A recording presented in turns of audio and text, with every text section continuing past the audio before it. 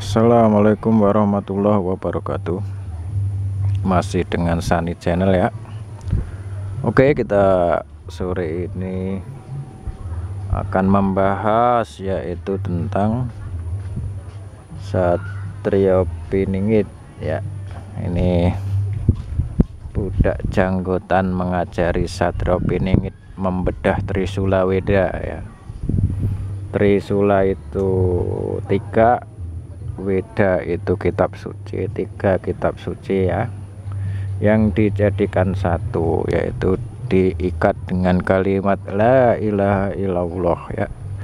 Sisi yang pertama yaitu la ilaha illallah Muhammadur Rasulullah, yaitu tentang penegakan Quran. Yang sisi tengah yaitu la ilaha illallah Isa bin Maryam Ruhullah ya.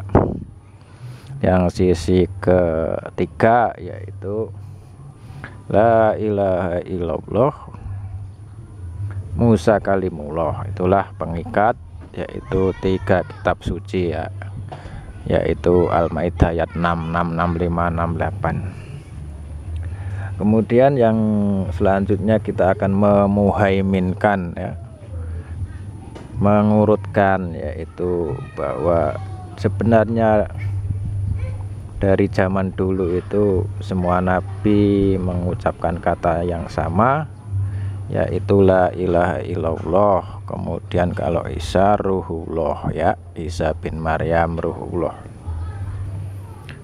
Supaya umat Nasrani, umat Kristen ini bisa memahami ruh, maka penafsiran ruh di antara kalangan umat Nasrani pun sendiri beraneka warna ya, bermacam-macam, sehingga menimbulkan yaitu perpecahan ya, sekte-sekte ya.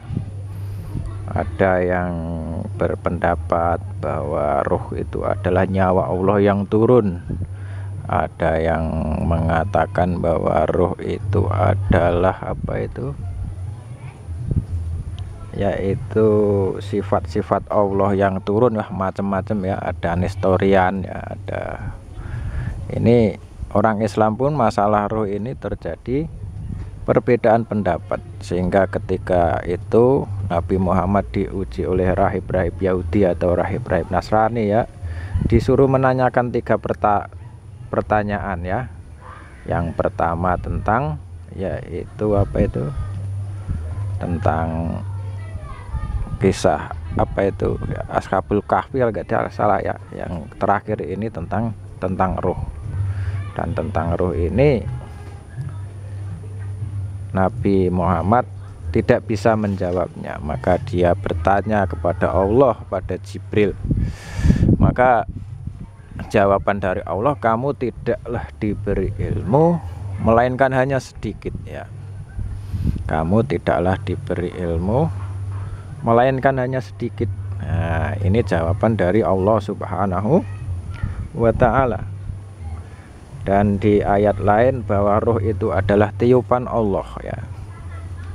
Sehingga kalau ada orang Nasrani yang menafsirkan bahwa ruh itu adalah keseluruhan nyawa Allah yang turun ke dalam diri manusia, ini kemudian kalau orang Islam itu menafsirkan bahwa ruh Allah ini adalah ciptaan Allah ya, ciptaan Allah seperti malaikat. Nah, ini apakah benar seperti itu? Maka dengan catatan itu, 2 rujukan itu, kita harusnya sudah cukup untuk bisa menjawab bahwa ruh itu adalah tiupan Allah. Allah mengandaikan bahwa ruh itu adalah tiupan ya, seperti nafas ini adalah tiupan ya. Berarti ruh ini adalah bagian dari sifat keilahian Allah ya, yang sedikit diberikan kepada manusia. Dan kamu tidaklah diberi ilmu melainkan hanya sedikit, sebagaimana saya contohkan ya, seperti halnya server Google ya. Ada software namanya Google ya. Di database sana software ini adalah tak terhitung dengan hitungan manusia ya, terhitung sebenarnya banyak sekali ya. Kemudian software data-data di database Google ini kemudian dikirimkan pada Android, pada HP, pada server. Nah, roh adalah seperti itu, yaitu software materi ya. Software kalau di handphone, di elektronik itu adalah sebagai software, sebagai aplikasi dan data yang bisa menjalankan program tersebut. Walaupun program tersebut ditinggal orangnya kemana tidur, maka data tersebut, aplikasi tersebut terus bekerja. Begitu juga dengan roh Allah ya, kita ibaratkan seperti itu.